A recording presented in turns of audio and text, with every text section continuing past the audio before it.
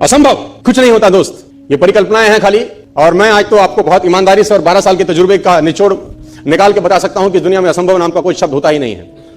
इंसान कभी भी चंद्रमा पर नहीं पहुंच सकता, पृथ्वी विज्ञान की अधिकतम सीमा है। डॉक्टर ली दी फॉरेस्ट मशहूर वैज्ञानिक हुए, बहुत बड़े साइंटिस्ट हुए, एक स्टेटमेंट इन्होंने पास किया 1955 के अंदर, 1955 he passed a statement कि इंसान कभी भी चंद्रमा पर नहीं पहुंच पाएगा। It is impossible for a human being to cross Indian globe, earth globe, और पृथ्वी विज्ञान की अधिकतम सीमा है। लेकिन किसी बहरे ने इस बात सुना नहीं और पहुंच गया एक आदमी अपना बस्ता उठा के, जिसका नाम था 1969। और उसके बाद तो स्पेस जर्नी ऐसी हो गई जैसे आप फरमाएं अभी पतिया और बैंकॉक चले जाते हैं। लॉर्ड केल्विन बहुत बड़े साइंटिस्ट हुए, उनका स्टेटमेंट आया कि सिर्फ पक्षी उड़ान भर सकते हैं, हवा से भारी मशीन का उड़ान भरना असंभव है। इट इज इम्पॉसिबल कि हवा से कुछ भी भारा हो और वो उड़ सके, क्योंकि ग्रेविटी उसको गिरा देगा। लेकिन तमाचा मारा इन लोगों ने, तमाचा मारा और लिख के दिया कि हमने साइकिल के स्पेयर पार्ट से इंसानों को पक्षी बना दिया।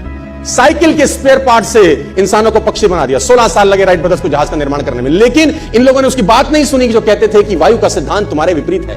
ये बात भंवरे को कही जाती थी कि भंवरा वायु के सिद्धांत के कारण कभी जीवन मोड़ नहीं सकता, क्योंकि उसके पंख उसके शरीर से हल्के रहते हैं। लेकिन भंवरा साला किसी स्कूल में गया नहीं आज तक। माई doctor told me I will never walk again.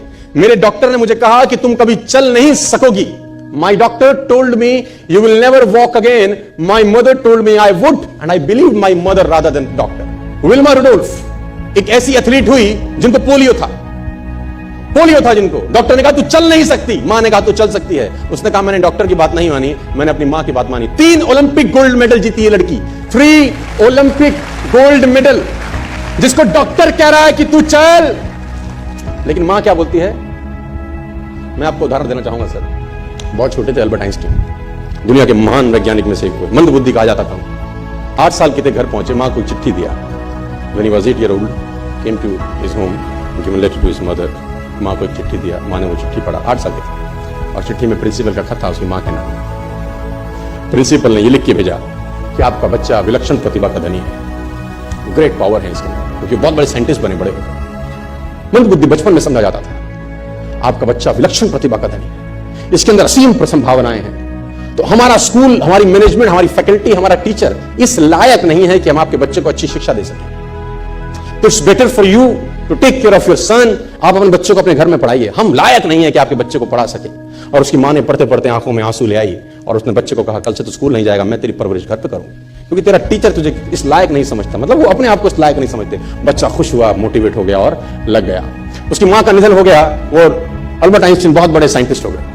Albert Einstein जब बहुत बड़े साइंटिस्ट हुए तो मकान शिफ्ट कर रहे थे। अपने जीवन का सच्ची घटना वो अपनी ऑटोबायोग्राफी में लिखते हैं कि जब मैं मकान शिफ्ट कर रहा था तो एक ड्रॉस के अंदर मुझे एक व्हाइट कलर का पेपर फोल्डेड अवस्था में मिला। मुझे समझ नहीं था कि क्या है। मैंने उसको फोल्डिंग अवस्था से मिट्टी को हटा के जब खोला तो वो उस टीचर का लेटर था जो बहुत साल पहले टीचर ने मेरे हाथ में दिया था और मैंने अपनी मां के हाथ में रखा था। अब वो बड़ी उत्सुकता के साथ उस खत को पढ़ने लगे। जैसे उन्होंने खत पढ़ना शुरू किया और वो जार जार होकर रोए। उसमें लिखा था कि तुम्हारा बच्चा मंदबुद्धि है, ये हमारे स्कूल के लायक नहीं है, इसको आज के बाद हमारे स्कूल में मत भेजना, इसकी परवरिश खुद किया। मां ने उल्टा पड़ा कि नहीं, ऐसा नहीं है, तू सब कुछ कर सकता है, तेरे हाथ पास पावर है, तेरे में प्रतिभा है, यू कैन डू वंडर्स।